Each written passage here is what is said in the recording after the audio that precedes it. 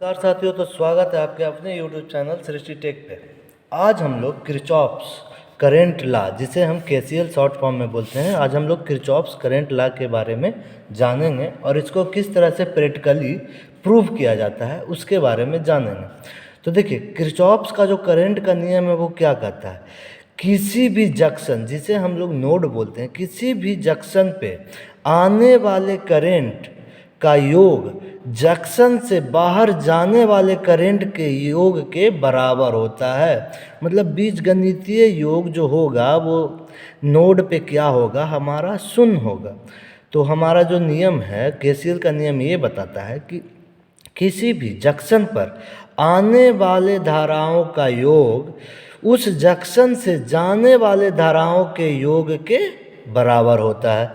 यही हमारा क्या है, केसीएल का रूल। अब हम इसको देखिए, मैंने यहाँ पे एक डायग्राम बना के रखा है। मैंने टोटल चार रेजिस्टेंस लिए हैं, जिसमें और हमारा इसमें 3 जो हमारा है करंट का पाथ है, I1, I2 और I3। आप चाहें तो इसे, जैसे मैंने एक सीरीज में भी लिया है, आप चाहें तो सिर्फ पैरेलली भी ले सकते हैं, वो आप पे डिपेंड करता है, आप जैसे चाहें इसको। और आप डिफरेंट टाइप्स ऑफ रेजिस्टेंस, मतलब अगर आप चाहें 1000 ओम, 100 ओम, जिस तरह का रेजिस्टेंस चाहें इस्तेमाल कर सकते हैं। आप चाहें तो एक समान रेजिस्टेंस का भी इस्तेमाल कर सकते हैं। इसका हम आज जो हम केसीएल का जो प्रैक्टिस करने वाले हैं, उसके लिए हम लोग ब्रीड बोर्ड का इस्तेमाल करेंगे। आप लोग को मैंने बता रखा है कि ब्रीड बोर्ड का इस्तेमाल कैसे नहीं किए हैं। जो साथी अभी हमारे साथ नए जुड़े हैं उनको मैं अभी बता देता हूं कि इसका इस्तेमाल कैसे करना है। तो ये हमारा जो ABCDE, मतलब ये देख रहे हैं ना 5, ये वर्टिकल, ये पाँचों आपस में क्या है, सॉर्टेड है। ये हम अगर 1 नंबर में, मतलब ए में डालेंगे तो हमको ई में भी कंटिन्यूटी मिलेगी। ये वर्टिकली आपस में एक दूसरे से सॉर्टेड है। ये इस तरह से नहीं, पैरेलली नहीं, ये वर्टिकली, मतलब अगर इसमें पहले स्लॉट में डालेंगे तो पहले स्लॉट के 5वें में भी हमें क्या मिलेगा, करंट, मतलब जो सप्लाई डालेंगे वो पाँचों के लिए जाएगा। ठीक है। फिर अगर हमें ये दूसरी लाइन की बात करें तो सिर्फ अगर इसमें हम डालते हैं तो सिर्फ इसी के पाँचों में सप्लाई हमें जाएगी और यहाँ से हम चाहें तो आउटपुट ले सकते हैं।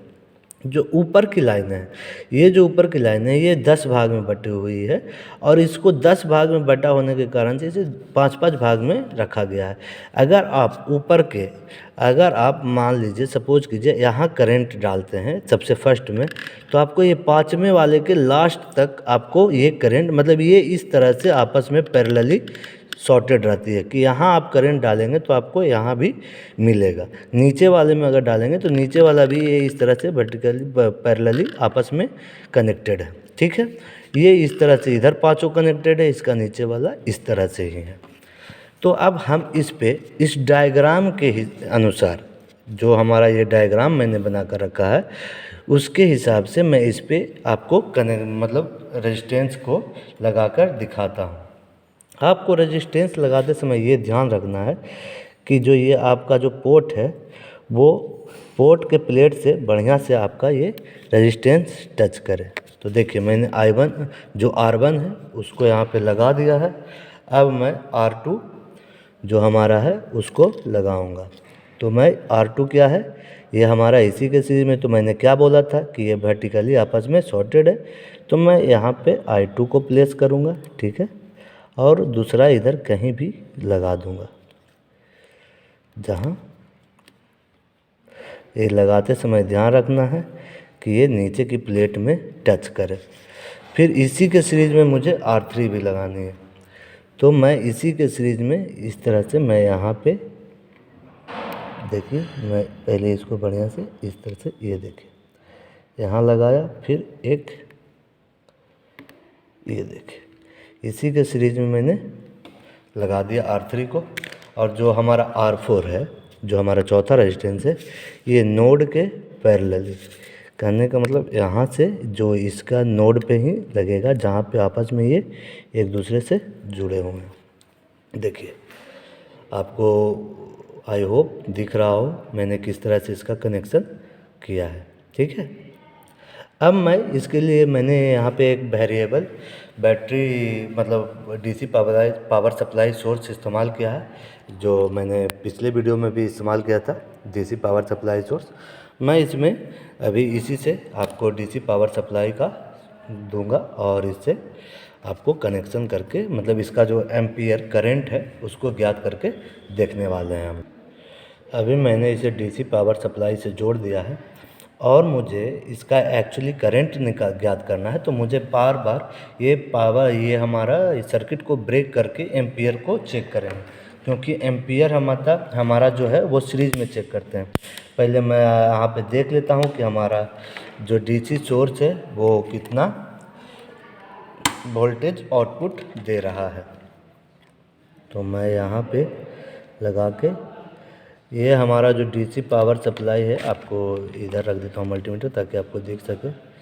जो डीसी पावर सप्लाई है वो हमारा 18 वोल्ट के आसपास है, ठीक है।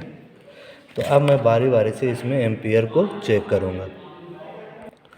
मैंने मल्टीमीटर को एम्पियर पे सेट कर लिया है, हमने इसे मिलियम्स पे सेट करना है क्योंकि हमारा रीडिंग मिलियम्स में ही आने वाला है।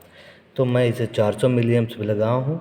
अगर आपने मेरा मल्टीमीटर का वीडियो नहीं देखा तो मैं उसका लिंक कमेंट पिन में कर दूँगा, आप वहाँ से जाके उस वीडियो को वॉच कर सकते हैं। तो मुझे अभी I1 का करंट मेज़र करना है। इसके लिए मुझे इस सर्किट को इसका जो I1 का जो रेजिस्टेंस है इसे मैं निकाल कर कहीं और अभी प्लेस कर देता हूँ, ताकि क्योंकि मुझे सीरीज में चेक करना होगा इसीलिए। तो मैं अभी देखिए I1 का ये 1 मिनट देखिए I1 हमारा कितना है 81.4। तो मैं इसे एक जगह लिखते जाऊंगा ताकि आपको I1 करंट कितना आया 81.4। अब मैं I2 इस तरह से निकालूंगा, फिर I3 भी। तो अब इसे मैं वापस उसी जगह पे लगा दूंगा जहाँ से मैंने इसे निकाला था, ठीक है। अब जो हमारा ये I2 सर्किट है, अब इसके I2 सर्किट को यहाँ से मैं निकाल के कहीं और पे लगा दूंगा और सीरीज में फिर से एम्पियर को चेक करूँगा। यहाँ देखिए 7.4 आपको दिख रहा होगा 7.4। तो हमारा जो I2 है 7.4 आया, ठीक है। अब मैं वापस से इसे वापस वहीं पे लगा दूंगा और अब बारी है I3 की। तो मैं I3 को निकाल के कहीं और प्लेस कर देता हूँ और मैं इसका करंट को मेज़र करूँगा। ये देखिए, अगर मैंने उल्टा लगाया तो मेरा करंट उल्टा शो करेगा। यहाँ देखिए 74.5। पावर सप्लाई को ऑफ कर देंगे 74.5। अब जो हमारा इनपुट करंट क्या है, ये हमारा इनपुट था और ये हमारा जो आउटपुट जा रहा है, तो ये दोनों का योग उसके बराबर होना चाहिए, यही है नियम। तो क्या है 5 4 9 78 7 मतलब ये थोड़ा सा ज़्यादा आ रहा है ना। 74 है और हमारा इनपुट करंट कितना मिल रहा है, ये सारे मिलियम्स में आ रहे हैं। कहाँ आ रहे हैं, मिलियम्स में।